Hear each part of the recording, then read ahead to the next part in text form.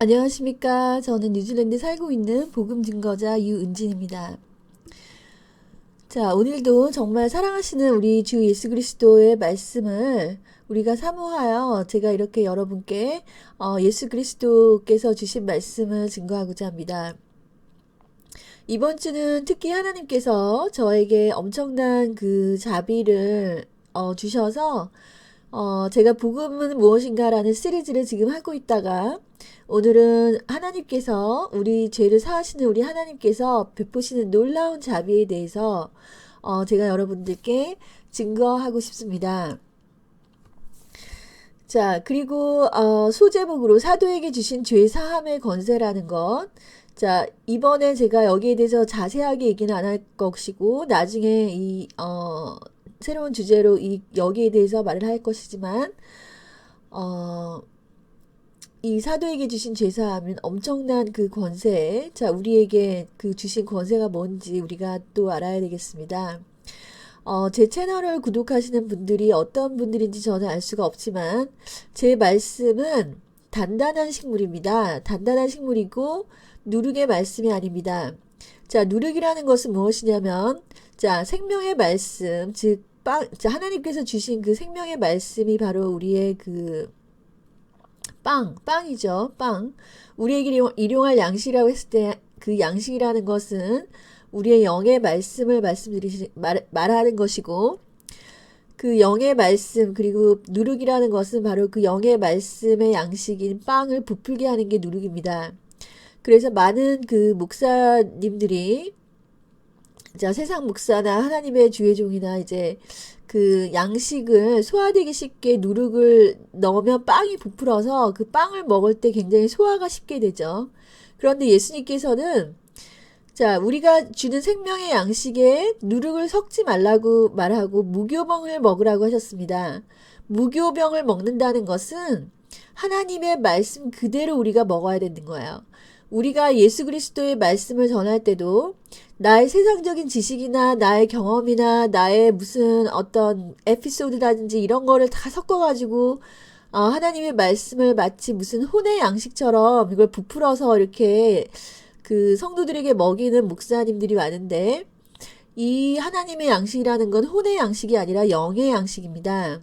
우리가 생명의 영의 양식을 먹지 못하면 이 혼의 양식은 우리에게 능력, 하나님의 능력을 베풀지 못하는 양식이죠. 우리가 들으면은 어느 정도 이제 도덕적인 교훈이라든지 우리가 정말 살아가는 데 있어서 약간의 지혜로운 말씀은 될 수 있지만, 그 말씀이 우리가 정말 그 영적인 그 전투를 하는데, 이 영적인 세계를 싸워서 이겨가는데 그 힘을 주지는 못하고 능력이 나타나지 않는다는 거죠.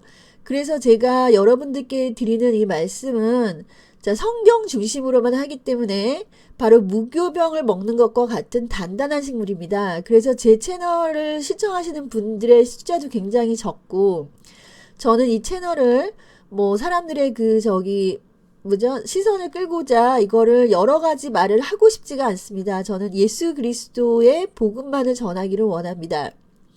자, 그래서 제 채널에 오신 분들 환영합니다. 자, 일주일에 제가 이번 주에서 하나님께서 특별히 저에게 자비를 이렇게 주셨는데, 그 자비는 정말 제가 상상도 하지 못한 그런 자비를 하나님께서 주셨고, 제가 뭐 자비를 달라고 하나님께 요청한 적도 없습니다, 여러분. 하나님은 우리가 아직 죄인이었을 때 우리에게 오셔서 자비를 베푸시는 분입니다. 자, 그래서 하나님이 저에게 주신 말씀, 자, 이사야서 41장 10절에서 13절 말씀 하나님께서 주셨습니다. 두려워 말라, 내가 너와 함께 함이니라. 놀라지 말라, 나는 내 하나님이 됨이니라. 내가 너를 굳세게 하리라. 참으로 너를 도와주리라. 참으로 나의 의로운 오른손으로 너를 붙들리라. 보라, 내게 노하던 자들이 수치와 욕을 당할 것이요, 너와 다투는 자들이 아무것도 아닌 것 같이 될 것이며 멸망할 것이라.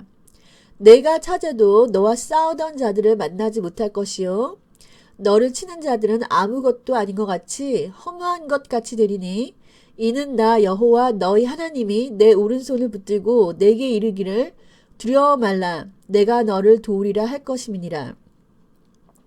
여러분, 살아가다 보면은 자, 우리가 원수를 우리 본의 아니게 원수가 되는 경우가 상당히 많습니다. 근데 제가 살아보다 보니까 예수 그리스도의 말씀으로 살면 살수록 우리 주위에 원수가 생기지 않을 수가 없겠구나. 왜냐하면 이 세상은 이미 원수에게 팔려간 땅입니다. 이 세상 자체가 원수에게 그 권세를 내준 그 세상 속에 우리가 살면서 하나님의 빛의 자녀로 살기에는 우리가 빛이 나타나면 원수가 공격을 하게 되어 있죠. 그래서 그 원수들이 우리를 공격하는 것은 사람이 아니라 그 원수, 그 사람 뒤에 있는 그런 마귀의 세력이죠. 그런데 이제 그런 그 원수들과 그 싸울 때는 정말 어떻게 보면은 우리가 영적으로도 싸우지만 그 육적으로도 굉장히 아주 굳건하게 서야 됩니다. 굳건하게 서서 우리가 붙잡고 있는 예수 그리스도의 진리를 놓으면 안 돼요. 이 원수라는 것은 하나님의 진리를 변개해서 그 진리에 어긋나게 이제 하시는 그런 거짓말을 하는 그런 자들이 원수죠. 첫 번째로는.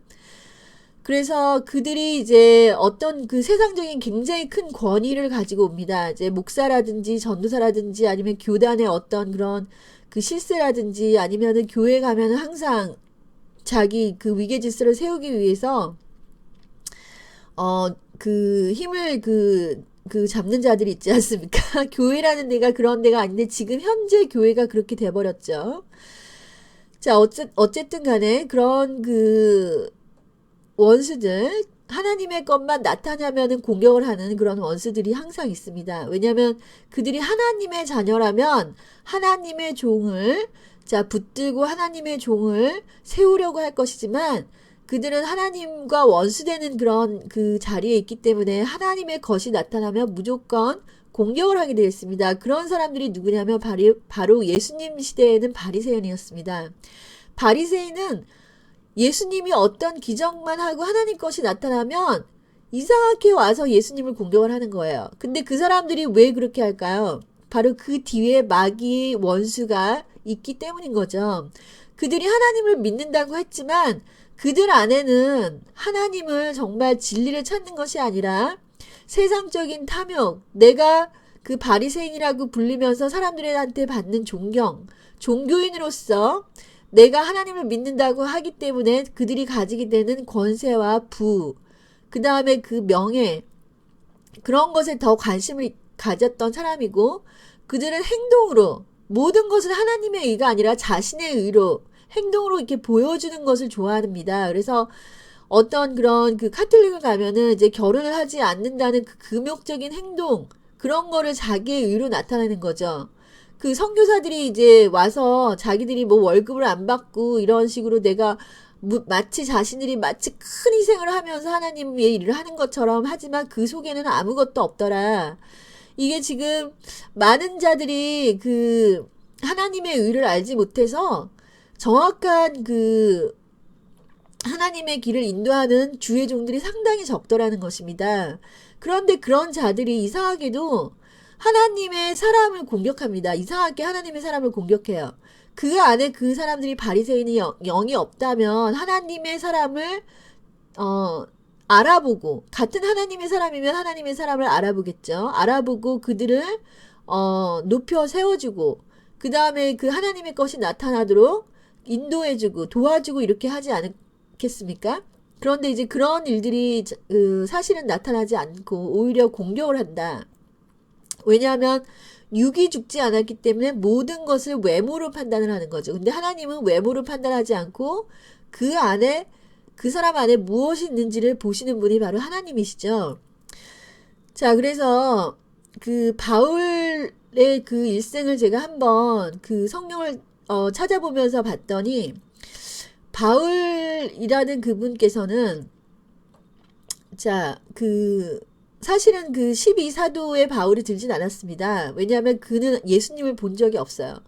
근데 그가 성령의 다메섹에서 예수님을 만나고 나서 그 하나님에 대해서 깊은 영역으로 그것도 어떤 선생이 있었던 것이 아니죠. 그가 아나니아에게 바로 안수를 받고 나서 아라비아 사막으로 부모한테도 얘기를 하지 않고 그 아라비아 사막으로 가서 하나님과 1대1로 기도하면서 3년을 하나님께 이런 모든 그 성령으로 계시를 받았습니다. 받고 나서 바로 그 제자들을 만나러 간 것이 아니에요. 그 나중에 이제 제자들을 만났는데, 제자들을 만나고 나서도 바나바라든지 아니면은 그 제자들과 이제 그 사역을 같이 하고 이런 과정에서도 바울은 그들과 참 많은 논쟁을 했습니다. 그게 참 그 놀랍지 않습니까?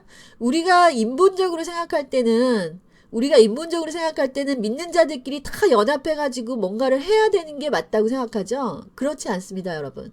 하나님의 사람이 되려면 그 하나님의 그 주신 그런 진리를 그 자기가 붙들지 않으면은 이 영적인 세계는 참으로 많은 미혹이 가득 찬 세계예요. 그래서 바울이 그렇게 갈라디아에서 할례자들에 대해서 얘기한 것, 바나바조차, 여러분 바나바 아십니까? 바나바조차도 그 할례에 대해서 헷갈리고 있고, 사람들이 자꾸만 그 할례를 받아야 된다. 유대인에게서 할례라는 것은 엄청난 것입니다. 유대인에게서 할례라는 것은 너희들은 세상과는 구별된 민족이다라고 하고 할례를 준 것이죠. 그 육체에다가. 그러니까 자, 우리가 성령으로 거듭났는데도 야, 할례를 또 받고 성령도 받고 할례도 받으면 참 좋겠다라는 이제 생각을 하게 될 수 있는 거죠. 자, 지금도 그렇지 않습니까? 지금도 우리가 예수를 믿었으니까 예수도 믿고 약간의 뭐 다른 그런 율법도 조금 지키면은 좋지 않느냐, 이러면서 이제 사람들이 그 예수를 믿으면서 여러 가지 형식적인 것을 도입을 하는 거죠. 율법적인 것을. 그래서 그 도입을 하면서 그 나중에는 율법적인 형식적인 것이 그 복음, 그 안에 있는 영, 하나님과의 그런 실제적인 그런 영의 세계에서 이루어지는 것보다 더 강조가 되더라는 것입니다. 그것이 무엇입니까? 주일 성수를 반드시 해야 된다. 11조를 반드시 해야 된다. 뭔가를 반드시 해야 되는 거예요. 뭐 주의 종을 절대로 건드리면 안 된다.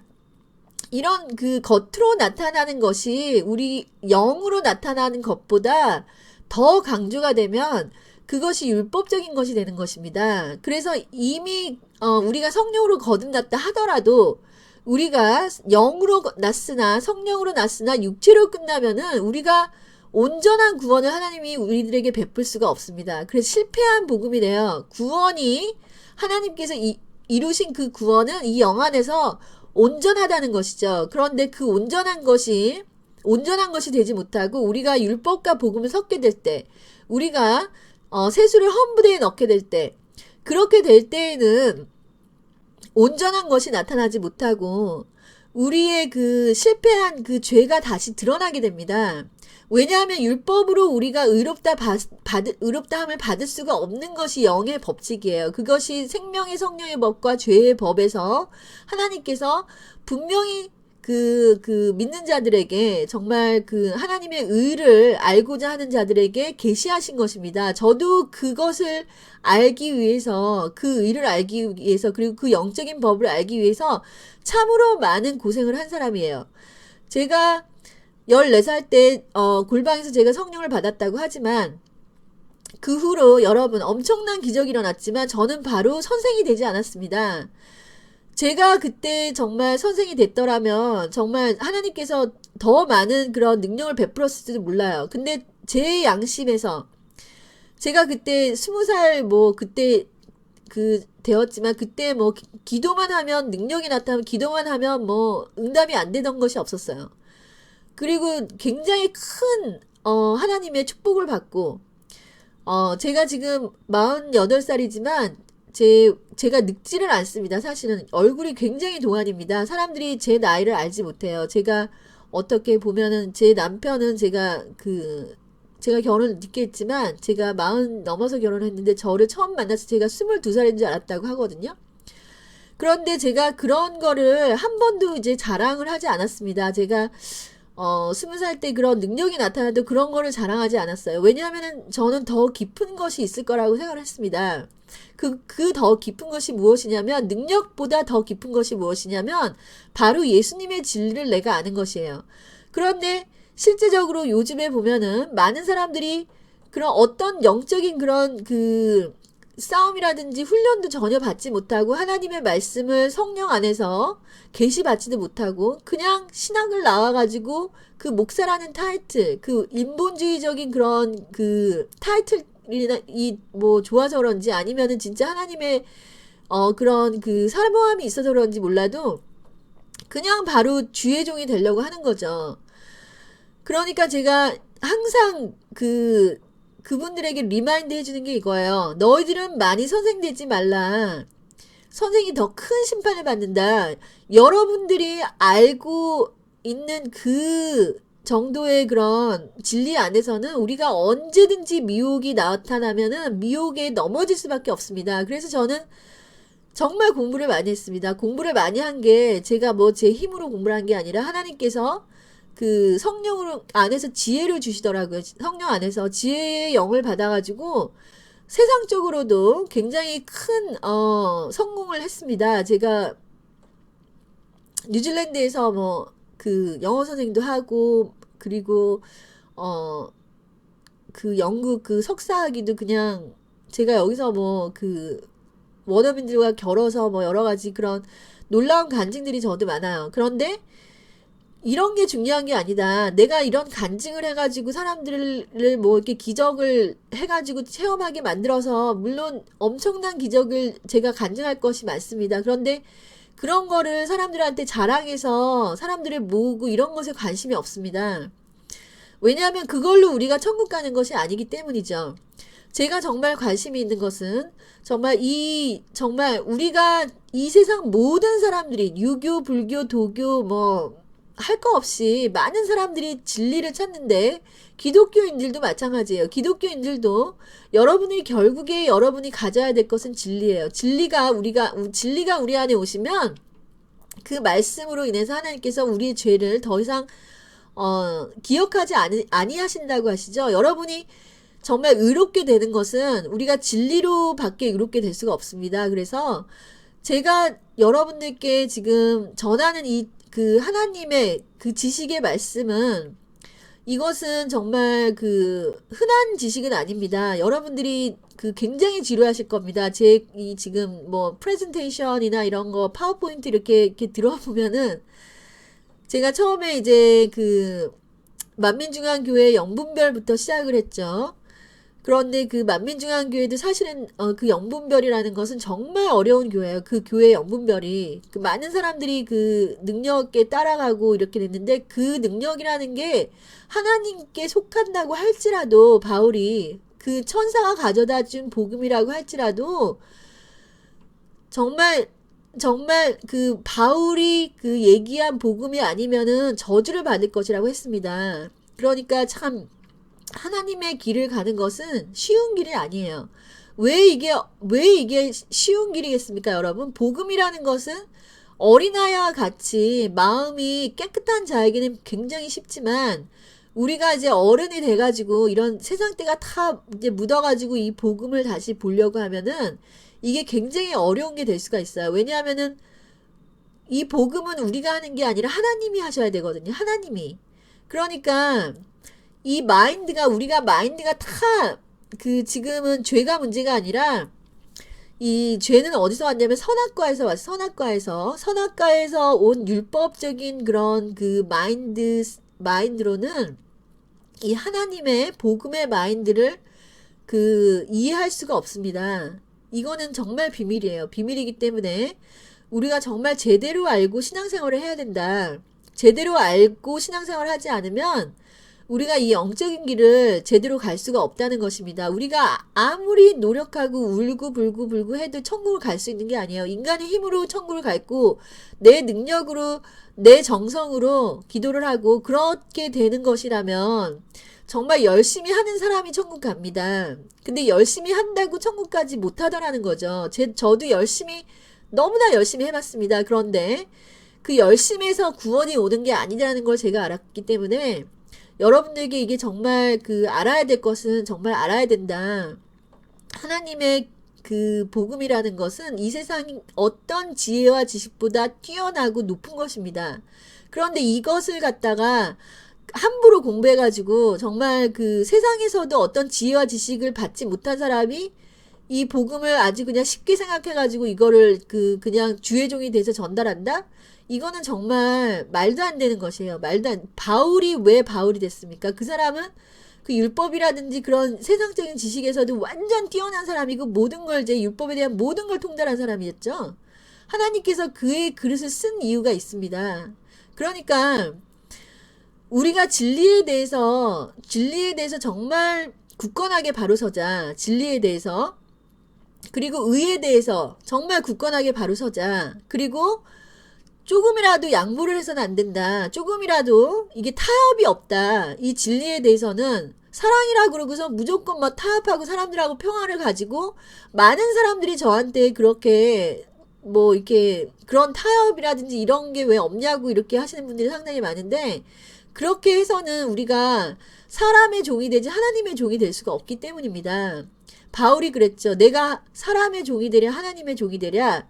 바울이 왜 굳이 제자들하고 그렇게 논쟁을 하고 그들을 책망하고 그러면서 자기 잘났다고 그렇게 했을까요, 여러분?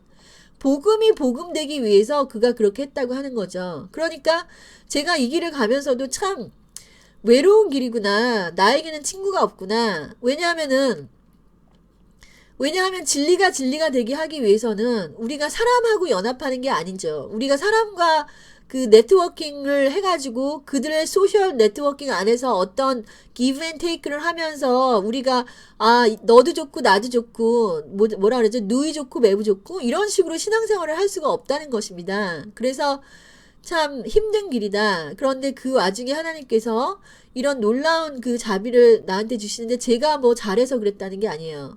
저는 정말 죄인입니다. 제가 정말 그 마음속에서 이 올라오는 이 분과 이 화와 이런 거를 정말 하나님께서 다 아시죠. 그리고 그 내가 정말 그 이기지 못하는 제 육을 하나님께서 다 아시죠. 그런데 놀랍게도 하나님께서 제가 거기에 대해서 정말 괴로워하는 것을 보시고 그냥 기도하지 않았어도 그냥 자비를 주시는 게 바로 복음이에요.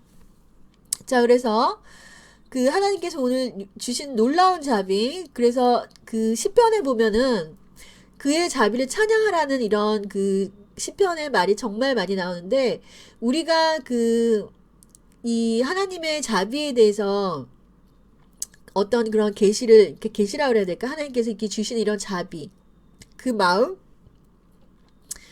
그 시편을 보면 항상 다윗이 그 진리에 대해서 정말 그 인자라는 게 mercy, 그 자비예요.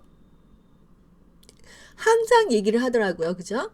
그래서 시편을 한번 봅시다. 여호와의 모든 길은 그 언약과 증거를 지키는 자에게 인자와 진리로다. 하나님께서 그 자비를 베푸십니다. 자비를 베푸시는데 자, 여호와의 모든 길은 그 언약과 증거를 지키는 자에게 자비와 진리로다. 그러나 주여 주는 긍휼히 여기시며 은혜를 베푸시며 노하기를 더디하시며 자, 자비와 진실이 풍성하신 하나님이시오니 제가 이제 그 기도를 하면서 하나님께 더 가까이 가고 그 성령 안에서 하나님의 personality라고 할까? 하나님의 그 인품을 제가 이렇게 그 경험을 하면 항상 그 안에는 엄청난 그 자비가 있더라고요. 그래서 그 자비를 정말 경험하면 이런 그 찬양을 주님께 드리지 않을 수가 없습니다. 그래서 의와 공의가 주의 보좌의 기초라.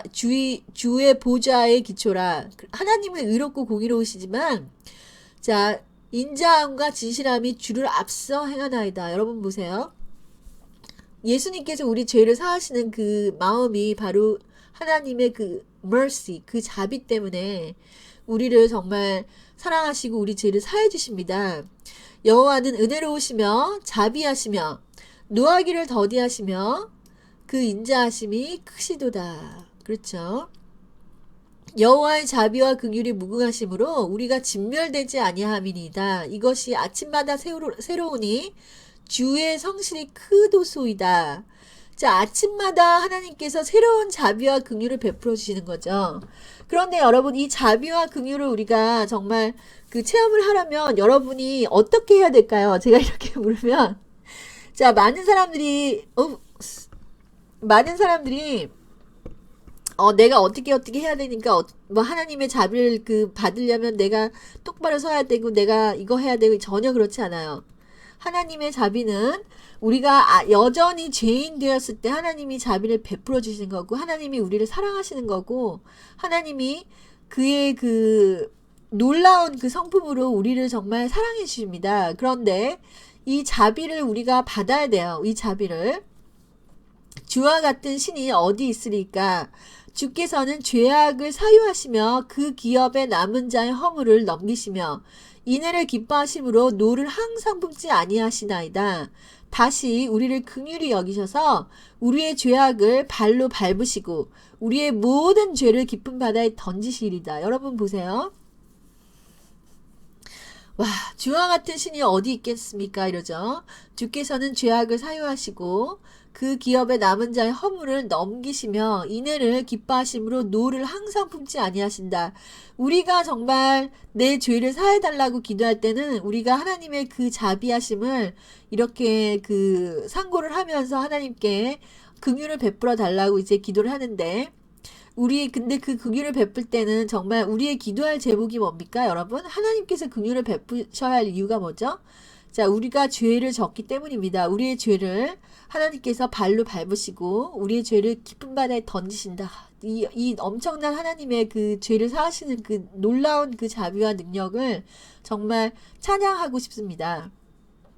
그래서 우리가 하나님의 자비를 정말 체험을 하게 되면 우리가 중보 기도를 할 수 있습니다. 중보 기도의 힘이 어디서 나오냐면 하나님의 자비에서 나온다. 그것은 하나님께서 나의 죄를 사하신 그 자비를 남들 내가 아닌 남을 위해서 기도할 때 그 자비를 힘입어서 이제 기도를 하는 것입니다. 그게 왜 그러냐면 하나님께서 주신 자비죠. 하나님은 우리를 불쌍히 여기시고 그의 넓은 마음으로 우리의 죄와 허물을 보지 않고 오히려 우리를 위로하시는 그 마음. 자, 오히려 우리가 죄를 졌는데도 불구하고 하나님께서는 우리를 위로하신다 이 말이죠. 그죠? 우리를 경책하지 않으시고 우리를 위로하시는 그 마음이 바로 우리는 자비라고 부르시죠. 또한 제가 이렇게 얘기를 했지만 자비는 여러 가지 정의로 우리 죄를 사하시고 우리를 정말 불구덩이에서 건지시고 우리를 모든 불의에서 깨끗게 하시고, 자, 이런 모든 하나님의 그런 놀라운 사랑을 자비라고 하는 거죠. 그래서 우리의 원수라도 그 사람의 죄를 보지 않고 그 사람이 어떻게 저러다 되었을까라는 생각을 하게 되는 이 자비의 마음을 하나님께서 부어주십니다, 우리에게. 그러면 그 사람을 외모로 판단할 수가 없습니다. 그래서 그 사람을 오히려 위로하죠. 위로하고 그 사람을 세워주고 그 사람을 위해서 중보 기도를 할 수 있는 그런 힘을 받게 되는 것입니다. 하나님께서 우리 보고 우리의 원수를 사랑하라고 하셨죠. 우리를 핍박하는 자를 위해서 기도하라. 그렇죠?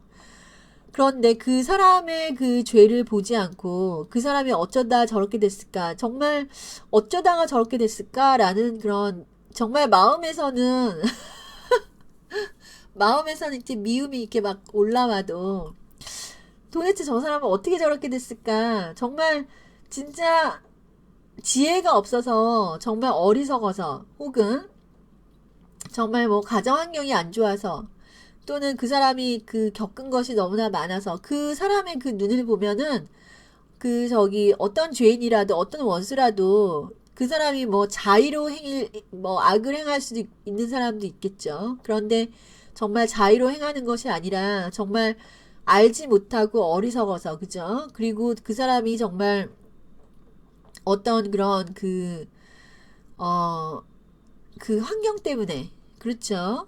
우리 모두 이제 살아가는 그런 환경이 있잖아요. 그리고 우리가 이제 커온 환경도 있고, 어떤 그런 것 때문에 그 사람을 어떤 행위나 외모로 판단하지 않고 그 사람의 그렇게 된, 어쩌다 이렇게 죄를 짓게 된 어떤 그런 배경을 우리가 이해를 하는 거죠. 그러면 이제 그 사람을 이해할 수 있고 위로할 수 있고 그 사람을 이제 세워줄 수 있고 또 그 사람을 위해서 중보 기도를 할 수 있는데, 이런 마음은 하나님의 자비에서만 가능한 것입니다.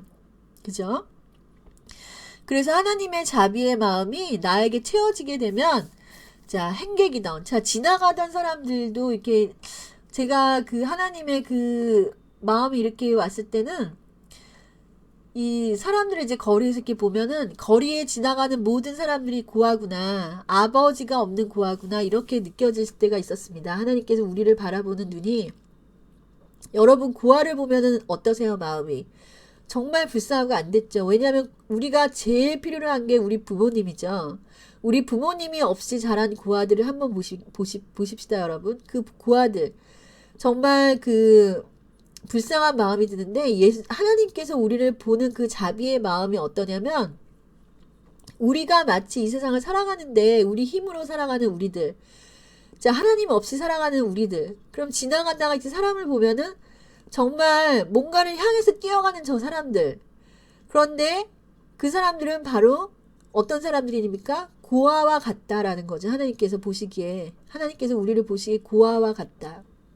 지금 눈물이 나려고 그러는데, 하나님의 자비와 사랑이 어디서부터 시작되냐면, 하나님은 너무나 너무나 능력이 많으시고, 하나님은 가진 게 많으시고, 하나님은 창조주시고 우리를 정말 지으신 자인데, 자, 우리가 그 아버지를 알아보지 못하고 아버지가 없는 것처럼 마치, 그죠? 하나님을 믿지 않으면 아버지가 없는 것처럼 마치 우리 힘으로 정말 모든 것을 이제 알지도 못하지, 내일 뭐가 터질지도 모르는 그 상태에서 우리가 살려 하는 이 자체가 정말 뭐 불가에서는 고행이라고도 얘기하지만, 하나님께서 보실 때도 정말 정말 너희들은 내가 필요하단다. 그렇죠. 이런 마음을 주시는 그 분이 바로 하나님이시라는 것. 너가 어떻게 나 없이 살려고 하느냐? 너가 어떻게 나의 능력 없이 살려고 하느냐? 너희들이 어떻게 나의 도움을 받지 않고 너희들이 어떻게 구원을 받으려고 하느냐? 나의 도움을 받아라. 이게 지금 하나님의 마음이죠. 내가 너희를 위해서 죽은 그 사랑의 그 희생을 받아라. 이 복음이라는 건 나의 사랑을 받으라는 거야, 하나님께서. 우리에게. 내가 너를 위해서 대신 피 흘려 죽었으니까 그거를 받아라. 너희들은 정말 이거 필요하다. 이게 지금 하나님의 사랑이죠. 내가 너희들을 죄를 정죄하려고 그러는 것이 아니다. 너의 죄를 오히려 용서하려고 그러는 것이다. 두려워하지 말고 나에게 와라. 이 예수님께서 우리에게 말씀하시는 것입니다. 그렇죠?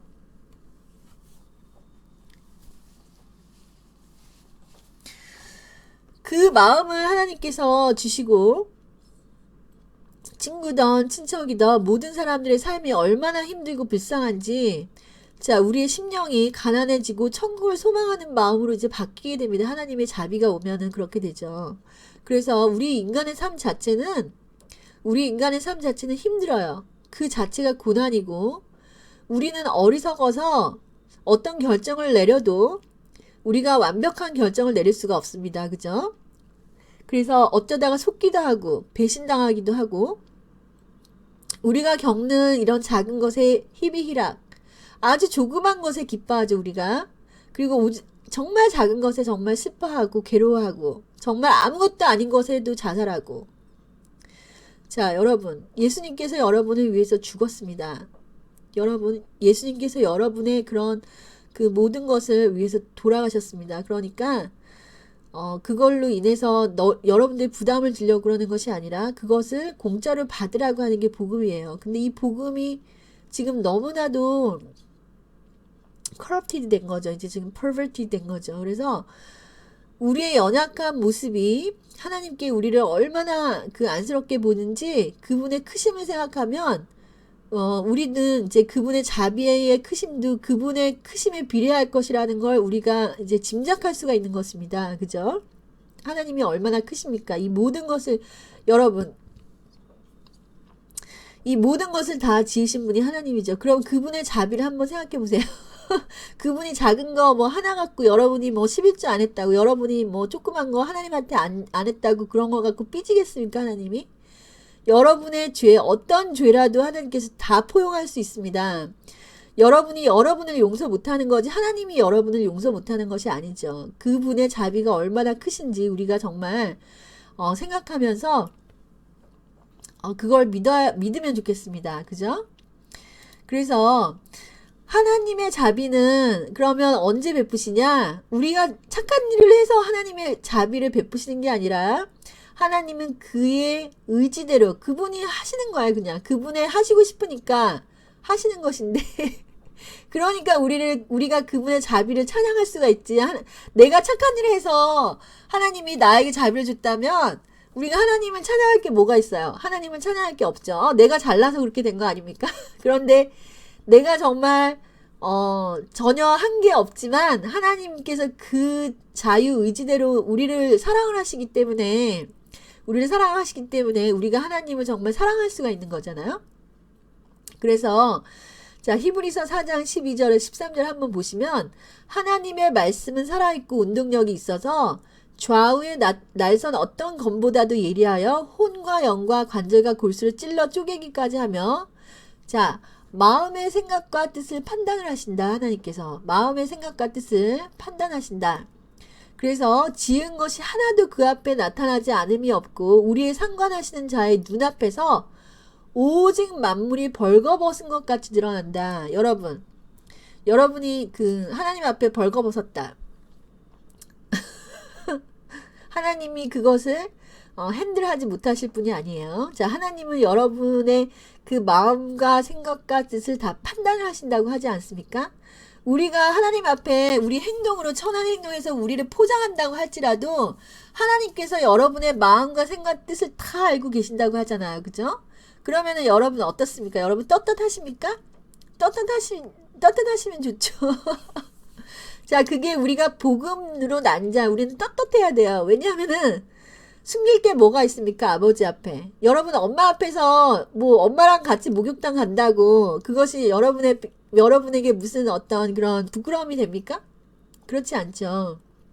그러니까 하나님 앞에서 벌거벗은 것 같이 이렇게 나오셔야 돼요. 하나님 앞에서 포장하지 말고 하나님이 모든 걸 알기 때문에 자, 하나님을 정말 그 아버지라고 믿으시는 분들은 하나님 앞에 정말 아이처럼 벌거벗게 나오시면 하나님께서 그분의 사랑, 그분의 인자하심, 그분의 자비로 우리를 입히시고 먹이시는 것입니다. 그래서 자, 여호와의 눈은 어디든지 선인과 악인을 감찰을 하시죠. 하나님께서 자, 놀라운 게 뭐냐면 저는 항상 그 성경을 읽으면서 놀라운 게 뭐냐면 하나님이 얼마나 상관하시냐. 그 하나님이 관심이 없는 게 아니라 굉장히 상관하신다. 그러니까 관심이 있다 이 말이죠. 상관하신다. 하나님이 뭐간데 우리를 상관하시는지 그 우리의 그 마음과 생각과 뜻을 왜 이렇게 그렇게까지 상관을 하시냐. 얼만큼 상관하시나요, 여러분? 여러분 마음에 이미 성령이 와서 여러분의 생각, 뜻 조금이라도 일로 가면은 일로 와라. 조금이라도 절로 가면 일로 와라. 하나님의 뜻으로 오라고. 이 지금 마음 하나 가지고도 하나님께서 이렇게 상관하시는 거예요. 뜻 하나 가지고 우리의 생각, 마음을 뜻 하나. 이게 얼마나 놀라운 그런 상관입니까? 그러면 여러분 욥기를 한번 보시면 그 욥과 그 세 친구들이 그 계속 변론한 것, 그 자기의 의과 내가 왜 이렇게 욥이 이렇게 이런 고난을 당하게 되었고 그러면서 하나 다 따지는 거예요. 하나하나 다 따져. 그리고 예수님께서도 자 오라 우리가 이제 변론하자. 이제 바울도 이제 보면은 별의 별거 갖고 다 변론을 했어요. 너희들이 뭐 이렇게 하고 뭐 할래는 여기는 이렇게 되면 이렇게 되고 보면은 대충이라는 게 없어요. 대충이라는 게 하나님의 그 세계에서는 대충이라는 게 없어요. 왜 그걸 그렇게 막 구구절절히 욥기에다 적어놨냐 말이죠. 지금 그거 뭐야 욥기 읽을 때마다 이거 지금 하나하나 그 친구들하고 욥하고 변론한 거를 보면은 참 욥이 아픈데 말이죠. 아파서 막 몸을 막 긁고 있는데 친구들이 와가지고 얼마나 힘들겠어요. 근데 욥이 상관없어. 나 너희랑 상관 안 해. 이렇게 한 것도 아니지 욥이. 하나에서부터 10까지 그냥 막 다 대답을 다 하지 않습니까? 그러니까 여러분 욥의 성품을 한번 보세요. 욥의 성품을 하나하나 다 따집니다. 하나하나 다 따지고 내가 정말 조금이라도 악하게 한 것이 뭐가 있느냐 그러면서 아니야 구구줄줄이 그냥 읊지 않습니까? 근데 하나님께서 그거를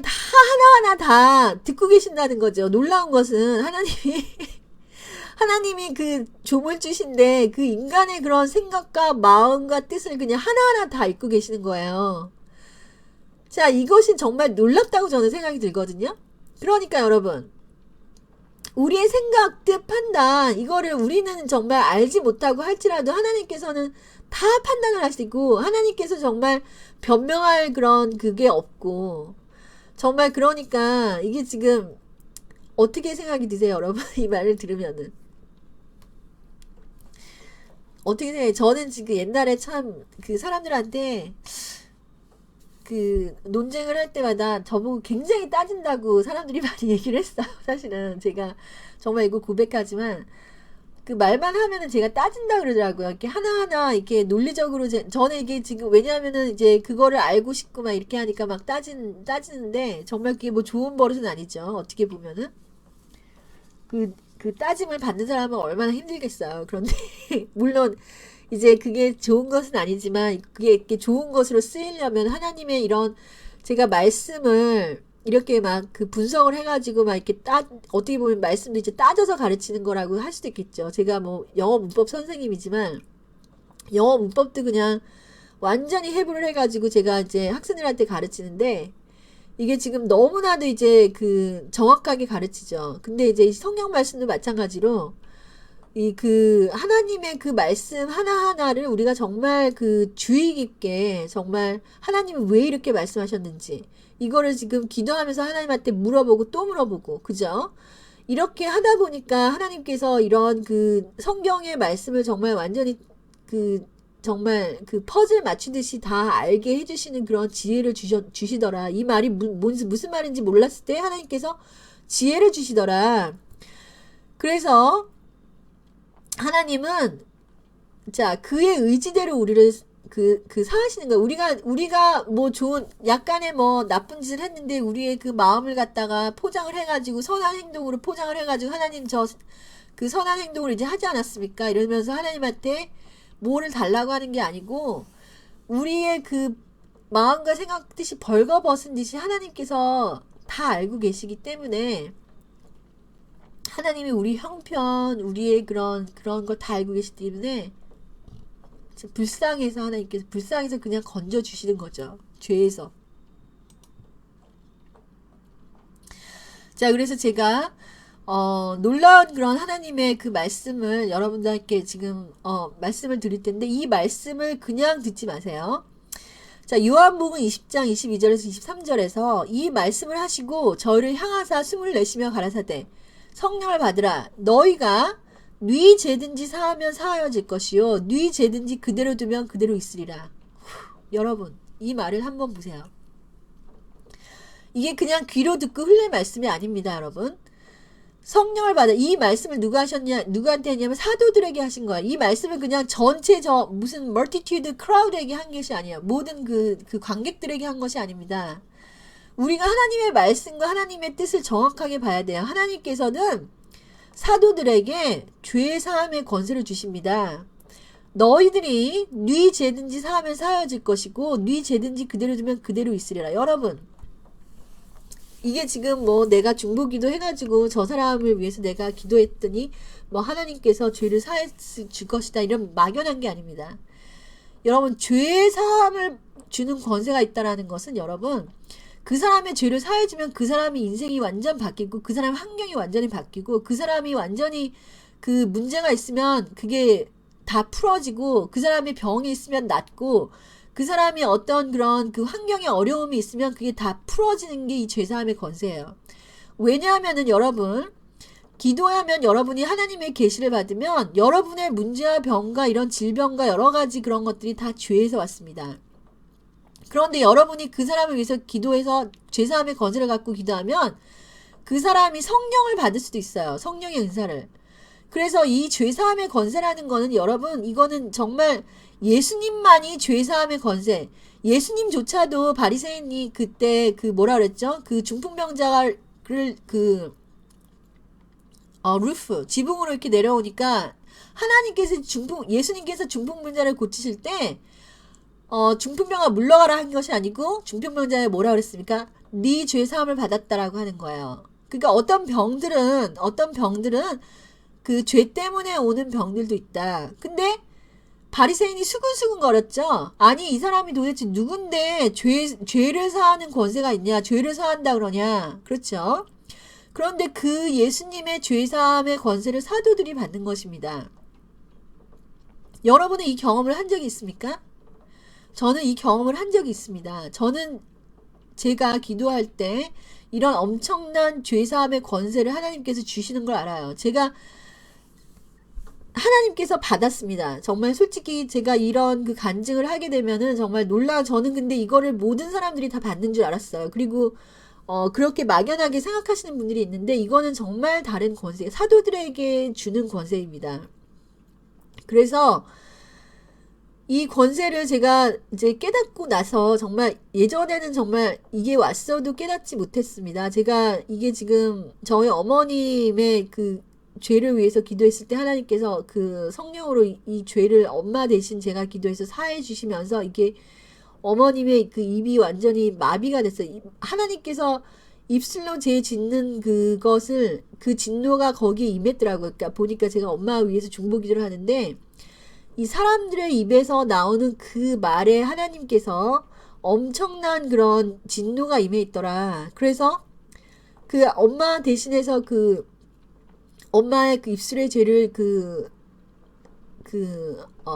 중보기도를 했고 하나님한테 용서해달라고 제가 하나님한테 요구했죠. 죄를 사해달라고. 그랬는데 엄마가 그 다음에 그 입이 완전히 마비가 됐어. 그러니까 엄마는 벙어리로 만드시다. 일시적으로. 이거는 뭐 그렇게 돼서 완전히 그렇게 된 게 아니라 일시적으로 이제 더 이상 입술의 죄를 짓지 않게 하나님께서 벙어리로 만드셨어요. 여러분 사가랴라는 제사장 아시죠? 누가복음에 그 사람이 그 사람이 누구죠? 사도 요한의 아버지죠. 근데 예수님이 태어나기 전에 천사가 이 제사장 그러니까 영어는 제크라야인데 이 샤가라에게 나타나서 너가 아들을 낳을 것이다. 그런데 이제 사가라가 내가 어떻게 이렇게 늙은데 내가 아이를 낳을 수 있겠느냐라는 이런 부정적인 말을 하자마자 그 천사가 너가 이렇게 입술로 그렇게 죄를 지니까 아이가 나올 때까지 너가 벙어리로 있을 것이다 라고 그랬죠. 여러분. 그래서 사가랴가 사도 요한이 뱃속에서 나올 때까지 말을 못합니다. 그게 지금 우리가 입술로 얼마나 하나님의 그 능력과 죄를 짓는지 여러분이 영으로 들어가 보면 여러분의 말의 권세가 얼마나 큰지 여러분이 알게 돼요. 그래서 우리가 어떻게 보면 어떤 사람들은 이제 말하는 대로 된다고 이렇게 얘기하는 사람들도 있는데 우리 말에는 권세가 있기 때문에 이 입술의 그 말을 함부로 얘기해서는 안 돼. 우리가 고백하는 대로 우리가 정말 그 말하는 대로 인생이 흘러갈 수가 있습니다. 어떻게 보면.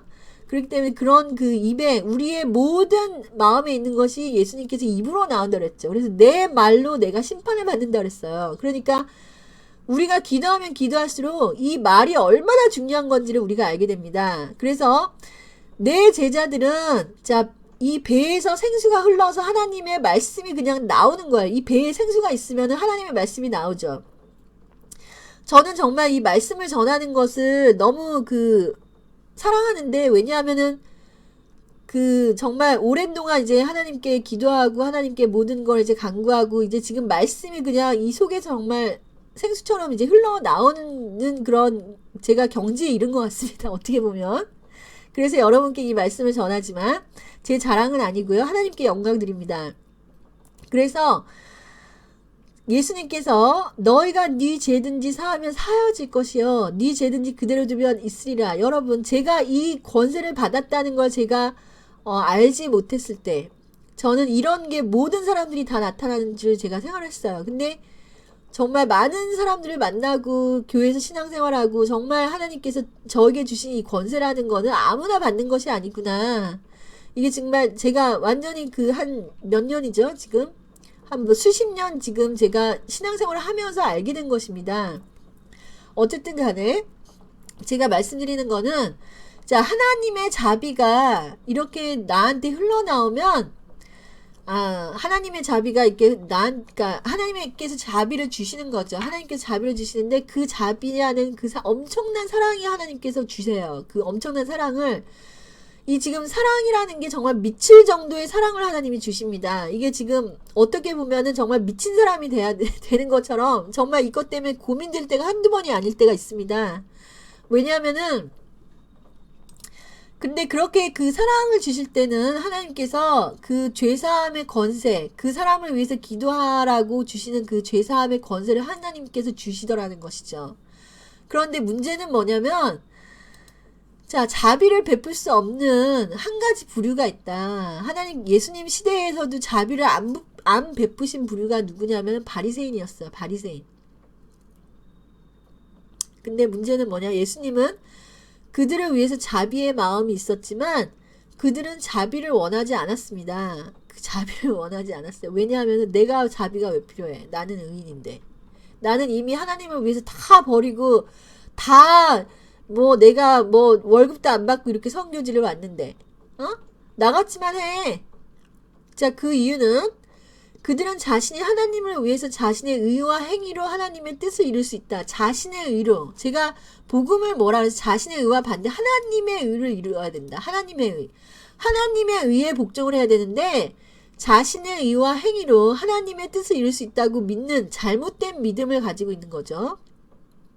그로부터 하나님으로부터 행위로 인정함을 받았다고 생각하죠. 그죠? 행위로 인정함을 받았다.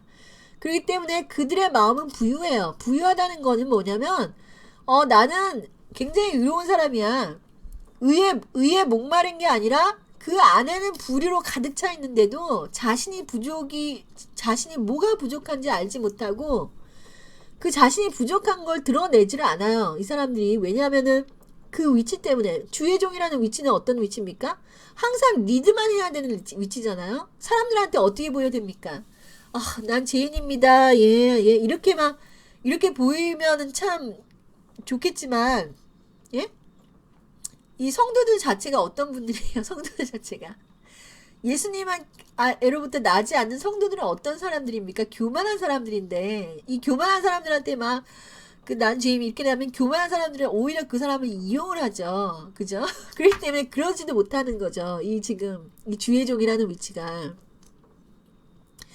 그래서 자신이 하나님을 위해서 희생하고 있다는 이유로 자신이 하나님의 인정을 받았다는 특권과 교만함으로부터 마음으로 불법을 저지르고도 그것이 하나님이란 뜻이라는 착각에 빠져 회개할 수가 없어요, 여러분. 불법을 저질러도 내가 불법을 저지른 게 하나님의 뜻이다라고 생각합니다.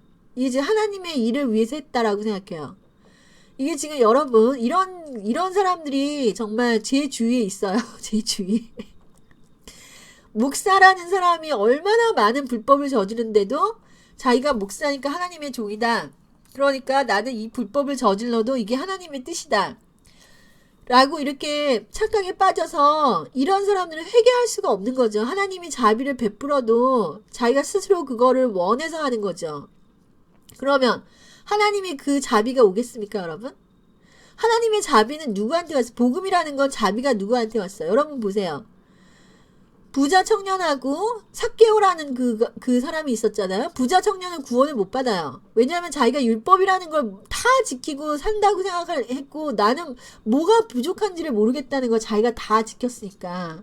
그런데 삭개오는 어떤 사람입니까? 많은 사람한테 그냥 무조건 그 질타를 당하고 욕을 먹고 그러니까 마음이 어떻게 됐어요, 여러분? 마음이 굉장히 가난해졌죠.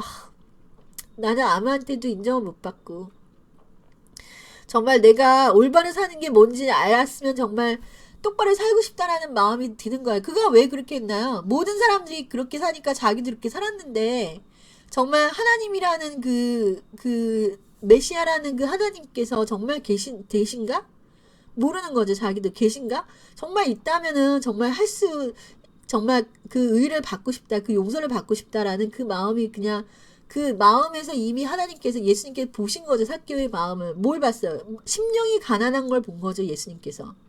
그래서 삭개오야 나무에서 내려와라. 그 삭개오가 얼마나 하나님을 정말 예수님을 보고 싶었으면 그 나무에 올라갔을까요?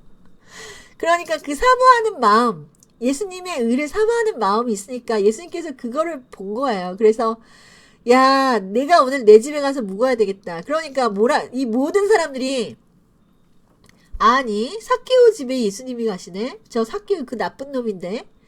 예수님이 저 사람이 누군지를 알고 가시나? 그럼 보세요. 예수님은 그 사람의 그 외모를 보지 않고 그 사람의 마음에 뭐가 있는지를 보시는데, 그 마음에 정말 우리가 우리의 의로 충만해가지고 하나님 저 칭찬받으러 왔어요. 막 잘했죠? 이러면 예수님께서 야, 네 안에 있는 불법 좀 봐봐. 네 안에 있는 불의 좀 봐봐. 응? 네가 그게 있는데도 그거를 모르냐? 그렇죠. 그래서 일단 지도자의 위치에 들어가면 자, 하나님으로부터 온 훈계라도 하나님의 말씀으로부터 온 훈계라도 훈계를 못 받습니다. 왜냐하면 이미 높아졌어요. 높아져서 더 이상 내려갈 수가 없어요. 하나님의 의는 우리로 하여금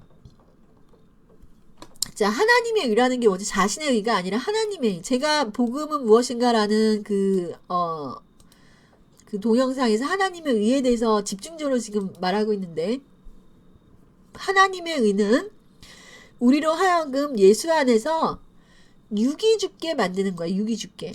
하나님의 의라는 거는 생명의 성령의 법이 와서 우리가 성령을 따라 행해서 육이 죽는 거야. 예수님 안에서. 육이 죽는 건데, 바리새인들은 하나님의 의로 육이 죽지 않고 자신의 의로 하나님의 일을 하려고 하는, 하나님의 일을 자기가 하려고, 자기가 그냥 하나님의 일을 할 수 있다고 생각하는 거죠. 우리가 우리 하나님의 일을 할 수 있다고 생각하는 목사님들은 다 강대상에서 내려오세요. 지금 제가 다시 말합니다. 우리 힘으로 하나님의 일을 할 수 있다고 생각하시는 분들은 강대상에서 다 내려오시기 바랍니다. 우리가 할 수가 없습니다, 여러분. 우리 자신의 의로 하나님의 일을 하는 게 아니라 말씀이 그 일을 하시게, 말씀이 그 일을 하시게 내버려 두셔야 돼요. 말씀은 스스로 움직이시고 말씀이 그 일을 하십니다. 그래서 우리는 죽어야 되는 거예요. 우리가 죽으면 하나님이 할 수 있는 건데, 우리가 죽지 않고 내가 한다 그러고서 다 뛰어다니면 하나님이 할 게 없다는 거죠. 그러면 여러분, 목사는 뭘 하냐? 이 진리 하나님의 말씀을 정확하게 선포를 하라. 하나님의 말씀을 변개하지 말고 당신의 생각대로 막 전하다 보면은 그 말씀에는 운동력이 없다. 그 말씀이 뭐야? 하나님의 말씀 자체가 선포되면 하나님의 말씀 자체가 운동력이 있단 말이죠. 운동력이 있어가지고 보세요. 하나님의 말씀은 살아있어. 운동력이 있단 말이죠. 운동력이. 그래서 좌우의 날선 어떤 검보다도 예리합니다. 그래서 혼과 영과 말씀이 머리에 들어가는 게 아니죠. 말씀이 이 지금 많은 그 사람들이 목사님들이 말씀을 어떻게 할까, 어떻게 하면 내가 말씀을 사람들한테 아주 유식한 것처럼 보일까 해가지고 말씀을 머리로 계속 넣는 거야. 계속 머리로 어떻게 넣습니까? 말씀을 빨리 녹음을 이렇게 해가지고 틀어가지고 들으면은 그 말씀이 나온다. 여러분 정말 미친 짓 그만하십시오, 제발. 하나님의 말씀을 머리로 넣으면 바리새인 됩니다. 바리새인 된다는 거는 이 머리로만 하나님의 말씀을 알고 그 말씀을 지금 생명력 없는 말씀을 여러분들이 주려고 하는 거야. 어떻게? 여러분의 생각대로, 여러분의 뇌에 들어간 암기력과 기억력으로. 여러분 그게 뭐 하는 짓입니까? 뭐 하는 짓이냐고요. 제가 이거를 몇 번 지금 회개하라고 지금 여러 목사는 아니죠. 몇몇 목사한테 얘기했는데 아직도 회개가 안 되고 있어요. 이 말을 갖다가 정말 무슨 농담으로 여기나? 농담 아닙니다. 성경대로 하셔야죠. 성경대로. 뭐랍니까? 어떤 검보다도 예리하여 혼으로 들어가야 돼요. 말씀이. 그 다음에 혼으로 들어가서 내가 그 말씀을 먹으면 영으로 말씀이 들어갑니다. 영으로.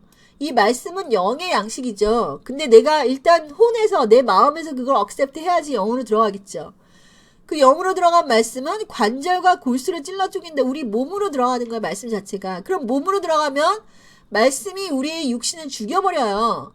관절과 골수를 찔러 쪼개기까지 합니다. 그러니까 이 말씀 자체가 생명의 말씀, 운동력이 있는 말씀, 검의 말씀을 우리가 줄 수 있어야 돼요. 성도들에게. 여러분 목사님 뭐 하십니까? 자신의 지식으로 터득한 말을 갖다가 그 성도들에게 하면 그게 성도들의 삶에 어떤 영향을 주냔 말이죠. 말씀이 그 말씀의 그 역할을 못하게 여러분들이 막는 거예요. 지금 강대상에 올라가셔가지고 지식의 말씀을 전하면서 말씀의 능력이 없는 말씀을 주면서 이게 말씀이다라고 이렇게 얘기하면 여러분은 어떤 사람이에요? 여러분 어떤 사람이냐? 하나님의 이름을 망령되이 일컫는 사람이 되는 거예요. 여러분 자체가 계명을 어기는 사람이 되는 것입니다. 그러니까 제가 뭐라고 얘기를 하냐면 차라리 선생 되지 말라. 응? 그냥 평신도로 정직하게 사는 법부터 배워라. 세상에 나와가지고 차라리. 왜냐? 더 큰 심판을 받아요. 여러분이 그 전달한 그 말씀이 운동력 없는 말씀, 지식의 말씀 전해서 그 사람 지옥 가면 그 영혼에 대한 책임 여러분이 집니다. 이게 얼마나 무섭습니까, 여러분? 그러니까 목사 되려고 하지 마세요. 목사 되려고 하지 마시고 앉아서 기도하는 법부터 배우세요. 앉아서 어떻게 정직하게 사는가. 여러분이 율법도 하나님께서 선하게 살려고 준 것이죠. 율법도 아직까지 그 지금 율법의 그대로 살아보지 못한 사람이 목사가 될 수 있습니까? 율법으로 우리가 죄인인 것을 알아가지고 도저히 율법으로는 내가 안 되는구나 라는 그 깨달음이 와가지고 하나님의 영의 말씀을 내가 받아서 그 영대로 살다가 이 영의 말씀을 전하는 거지. 율법적으로도 올바로 사는 것에 대해서 생각을 안 해본 목사들이 많다는 거죠. 율법에 대해서도.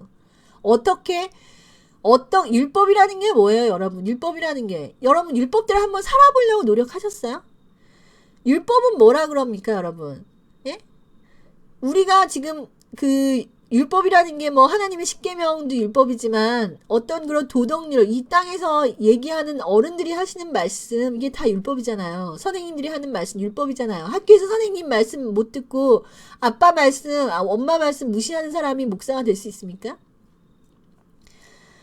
이 율법에서조차도 어른들을 공경하고 윗사람들 부모님들을 공경하라고 이렇게 나왔는데 그것도 못하는데 무슨 하나님의 그 종이 돼가지고 영적인 말씀을 전하냐는 거죠. 이 굉장히 심각한 일이 많아요. 우리 지금 그 교단에서 심각한 일이 많습니다. 그래서 자, 율법도 모르고 복음도 모르고 영적인 그런 그 진리도 알지 못하고 그러면서도 죄를 짓고 하나님에 대한 두려움이 하나도 없습니다. 목사님들의 죄가 지금 얼마나 많은지 죄를 짓고도 두려움이 없습니다. 이 사람들이 불법을 해나고도 나는 주의 종을 함부로 판단하면 너 저주받아 이렇게 돼요. 주의 종 함부로 판단하면 누가 주의 종입니까, 여러분?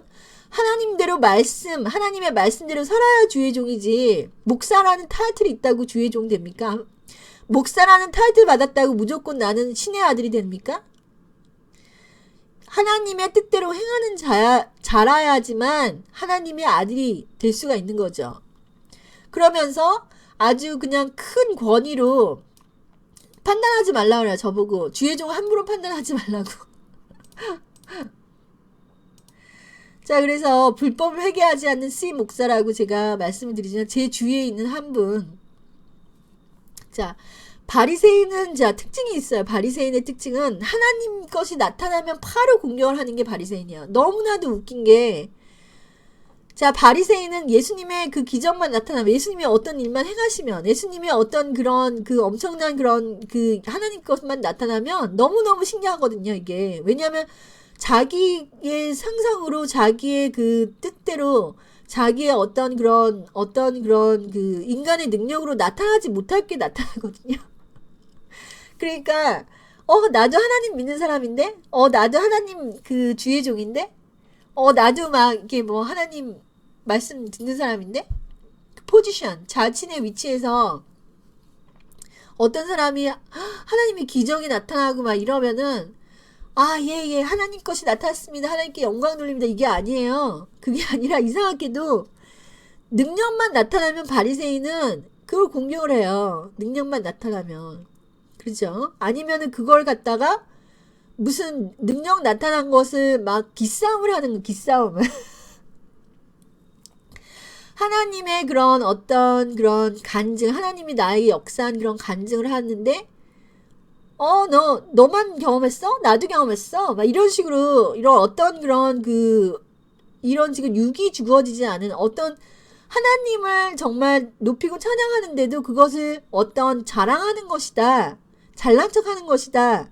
어떤 그런 육적인 그런 그 육적인 할례가 그러니까 그러니까 마음의 할례가 일어나지 않다 보니까 이런 사람들이 바리새인들이 문제가 뭐냐면 육이 주어지지 않다는 거예요. 육이 주지가 않으니까 교만하다.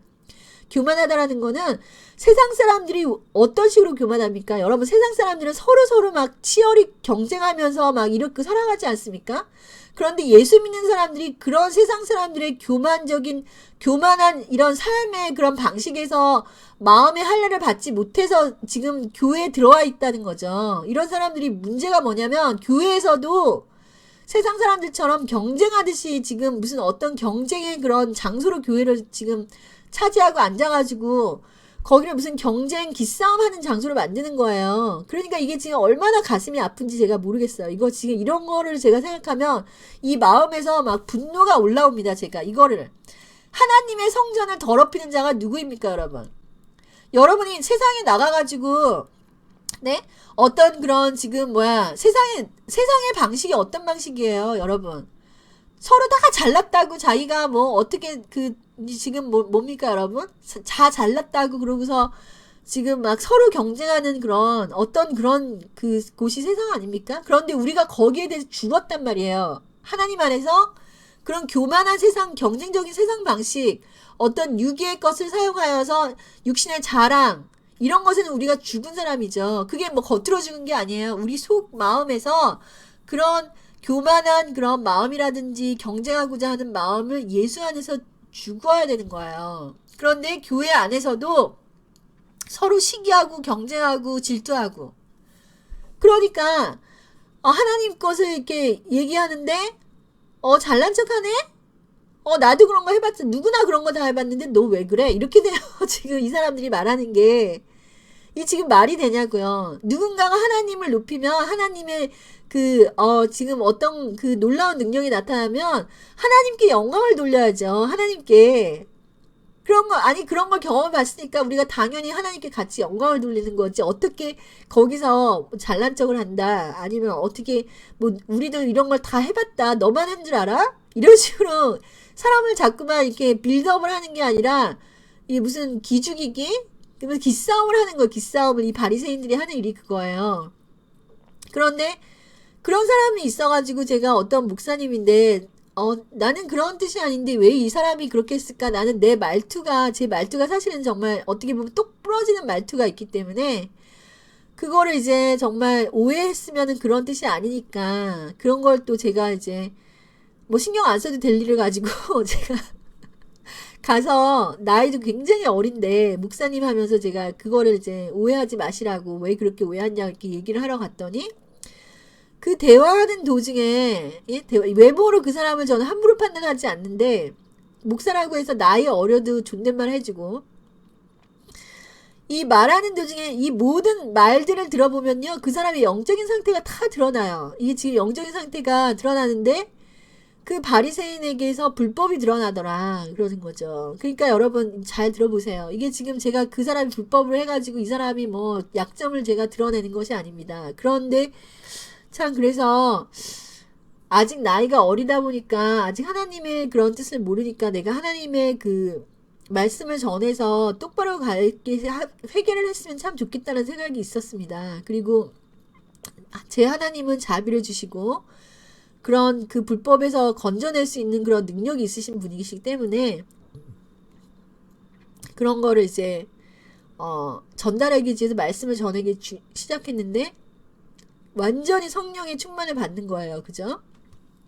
그런데 그 성령의 충만을 받으니까 이 사람들이 어떻게 되냐면 그것을 자신의 유익을 위해서 탐심이 드러나기 하는 거예요. 근데 문제가 뭐냐면 이 사람들이 자기도 이미 예수 믿는다. 자기도 이미 목사다. 그렇죠? 그러니까 이런 그 상황에서는 그 안에 있는 죄를 지적을 하면 이 사람들이 훈계를 받지를 못하는 거죠. 훈계를. 그러면 사랑을 무조건 하라는 거예요. 사랑이 아니라 진리 안에서 사랑을 하는 거죠. 그죠? 그래서 결국에는 교만해서 대화를 아예 안 하는 거예요. 자기가 예를 들어서 뭐 이런 건 잘못된 거고 이런 하나님 안에서 이거 이렇게 얘기를 하면은 그 뭐 어떤 대화도 이제는 하지 않기를 원하는 거죠. 자기가 옳다고 생각하기 때문에 어떤 올바른 조언도 자신에게는 이제 해당이 안 되는 거예요. 그렇죠? 그렇기 때문에 주의 종을 함부로 판단하니 뭐니 이렇게 얘기를 하는 거죠. 목사라는 타이틀 때문에 하나님이 무조건 자신 편이고, 그죠? 반대하는 사람은 무조건 대적자와 원수죠, 이제는. 그러니까 이제 원수가 되는 거죠. 그러면서 뭐 원수가 이제 뭐 넘어지고 뭐 어쩌고저쩌고 이제 무슨 어떤 그런 말을 하는 거죠. 그러니까 이제 의의 길을 걷는 사람을 대적을 하는 것입니다. 여러분, 우리는 어떤 위치에 서 있더라도 그 위치 때문에 하나님의 훈계를 받아들이지 못하는 그런 사람이 돼서는 안 돼요. 다윗이 어땠습니까? 자기가 왕이었지만 그 나단이라는 선지자가 하나님의 왕 앞에서 함부로 얘기하다가 목숨이 끊어지는 그런 상황에서도 나단은 하나님이 가라고 했기 때문에 가서 말씀을 전하니까 어때요? 다윗은 왕임에도 불구하고 바로 무릎 꿇어서 회개하지 않습니까? 여러분, 이것이 하나님의 사람이에요. 하나님의 사람이면은 이런 하나님의 그런 내 안에 있는 어떤 그런 더러운 것을 지적해 주는 사람의 말을, 훈계를 정말 그걸 억셉트 할 수 있는 그런 겸손이 항상 있어야 되죠. 저도 마찬가지죠. 저도 문제가 뭐냐. 제가 화를 이게 감정 조절이 잘 안 되는 문제가 있습니다. 저도. 예, 그렇죠. 저도 이제 그런 문제가 있죠. 어쨌든 간에, 그래서, 자, 하나님께서 불법을 행하는 자들아 내게서 떠나라고 하시지 않았습니까? 자, 그래서 그날에 많은 사람들이 나더러 이르되 주여 주여 우리가 주의 이름으로 선지자 노릇하고, 자, 선지자까지 했는데 귀신까지 쫓아내고 많은 권능을 행했다는 거죠. 선지자 노릇하고, 자, 귀신 쫓아냈고 권능을 행했다는데, 그런데 하나님께서 뭐라 그래요? 내가 너를 도무지 알지 못하니 불법을 행하는 자들에 대해서 떠나라. 여러분, 이 불법을 행하는 자들이 뭡니까, 여러분? 저는 여기에 대해서 엄청난 그런 하나님의 비밀의 계시를 받았어요. 처음에는 제가 불법을 행하는 자들이라 그래서, 왜냐하면 제가 처음에 예수를 믿었을 때는 저는 선지자 노릇하고 귀신 쫓아내고 권능이 막 나타나는 거예요, 저한테. 그죠?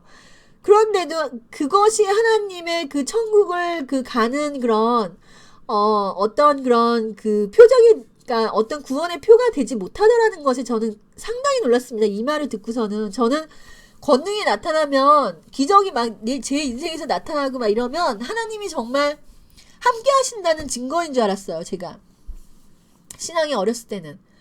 그런데 하나님께서는 그런 거조차도 그것이 너를 천국으로 보장해 주는 것이 아니다라는 거죠. 이게 엄청 놀랍지 않습니까, 여러분? 제 현신의 권사님, 그분이 막 엄청난 권능을 행하고 병을 낫고 이런 것을 하나님과 했는데도 천국에 가니까 예수님께서 난 너를 모른다고 한다고 그런 그 간증 한번 들어보셨어요? 제가 그 말을 듣고서는, 자, 어쨌든 이 말을, 제 뜻을 알기 위해서 정말 노력을 많이 했는데, 자, 불법을 행하는 자들은 정말 어떻게 보면 어떤 불법, 그러니까 세상의 법이라든지 어떤 그 죄라든지 이런 것을 짓는 사람이라고 저는 생각했습니다. 처음에는, 어렸을 때는. 그런데 나중에 보니까 우리가 왜 복음으로 났는데 이런 불법이 나타나냐 이거죠. 하나님께로부터 났는 데는 불법이 나타날 수가 없는데 왜 불법이 나타나냐. 왜냐하면은, 자, 율법은 죄의 권능이다.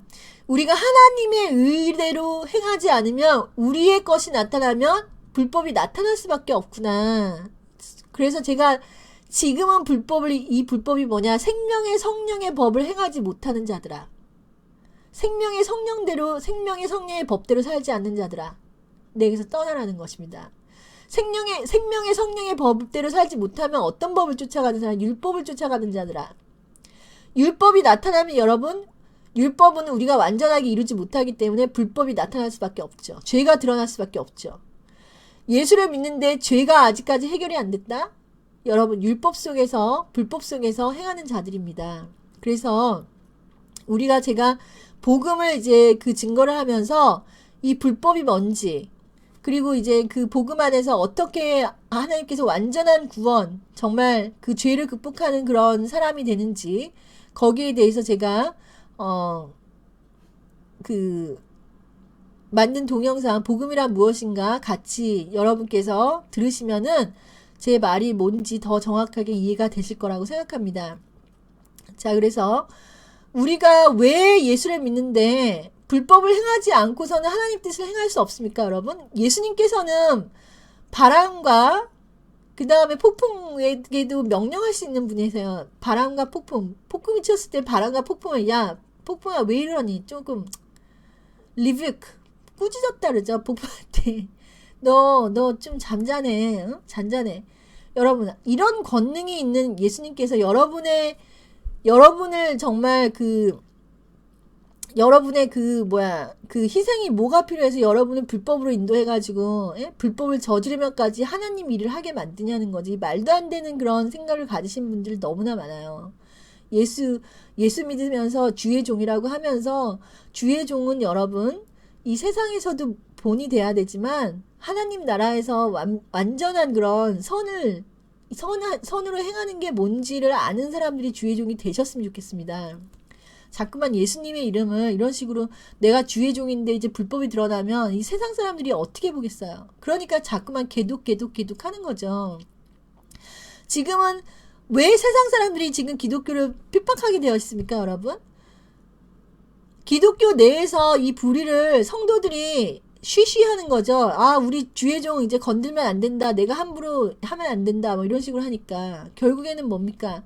매스 미디어가 나와가지고 이 사람들을 그냥 불법을 행하는 목사들을 어떻게 다 이제 그냥 들춰내는 거 아닙니까? 이 지금 세상 사람들을 이용해가지고 하나님께서 그 불법을 이제 드러내는데, 여러분 그렇게 해놓고도 그걸 핍박이라고 말하시면 안 되죠. 자기의 그 죄에 대한 행위의 보응이죠, 여러분. 예? 예수님은 안으로 오셔서 보호를 받으시기 바랍니다. 그러니까 우리가 정말 이 길을 똑바로 알고 가야지 우리가 하나님 앞에서 정말 칭찬받는 그런 마지막에 칭찬받는 그런 하나님의 자녀들이 다 되시기를 바라고, 오늘 다시 한번 하나님의 그 놀라운 자비, 그리고 사도들에게 주신 이 죄사함의 권세, 우리가 정말 제대로 알고 신앙생활 했으면 정말 좋겠습니다. 이 모든 말씀 예수님께 영광 돌리고, 제 그 채널을 시청해 주신 여러분께 예수님의 큰 복이 임하시길 예수 그리스도 이름으로 축원드립니다. 감사합니다.